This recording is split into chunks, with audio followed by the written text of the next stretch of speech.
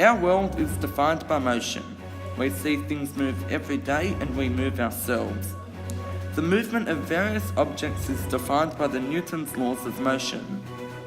Isaac Newton, also known as the Great Unifier, refined and perfected the origins of motions that were discovered by major scientists before him, such as Aristotle, Galileo, Johannes Kepler, Ernst Descartes, and Nicholas Copernicus.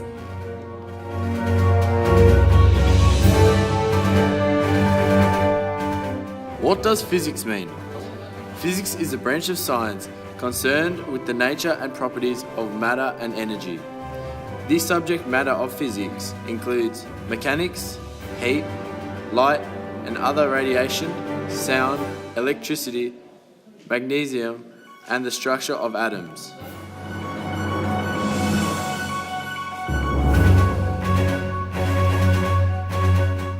Sir Isaac Newton was an English mathematician who is widely recognised as one of the most influential scientists of all time and a key figure in the scientific revolution. Aristotle was a Greek philosopher. He was one of the most important philosophers in the history of Western civilization. It is said that Aristotle wrote many books, but only a much smaller number survived. Aristotle was a boyhood tutor of Alexander the Great, who later sent him plants and animals from parts of his new empire. Galileo was an Italian astronomer, physicist, engineer, philosopher and mathematician who played a major role in the scientific revolution of the 17th century. Johannes Kepler was a German mathematician, astronomer and astrologer. A key figure in the 17th century scientific revolution, he is best known for his laws of planetary motion based on his works. René Descartes was a French philosopher, mathematician and scientist. Dubbed the father of the modern Western philosophy, much of subsequent Western philosophy is a response to his writings, which are studied closely to this day. Nicolaus Copernicus was a Renaissance mathematician and astronomer who formulated a model of the universe that placed the sun rather than the earth at the center of the universe.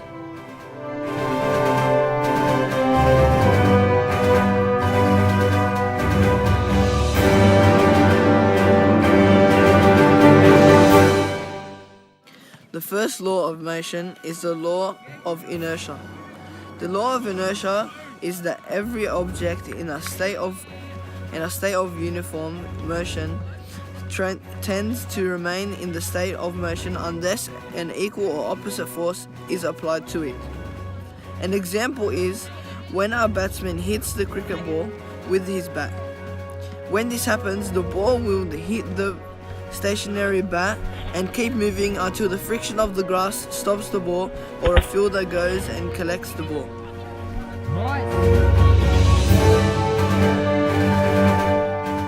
The second law states that the acceleration of an object is dependent upon two variables: the net force acting upon the object and the mass of the object.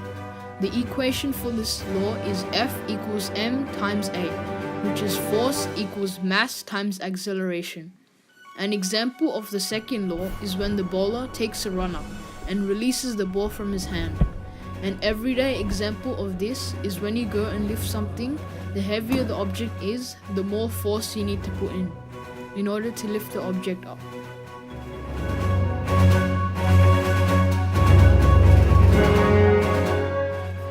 For every action, there is an equal and opposite reaction.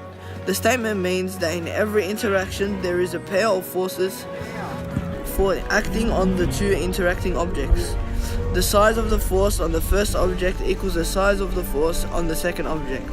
An example of this is when the ball hits the bat, the ball will come back to the bowler even if you don't put power on the shot.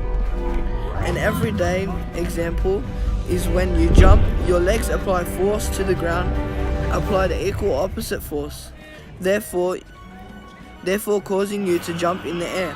Another example is when the action force of the wind pushes backwards is an equal to the reaction force of the balloon pushing forwards. We therefore state that Newton's laws of motion are everywhere in our environment, that either naturally occur by the forces of Mother Nature or by man-made things such as cars, buses, guns, or etc.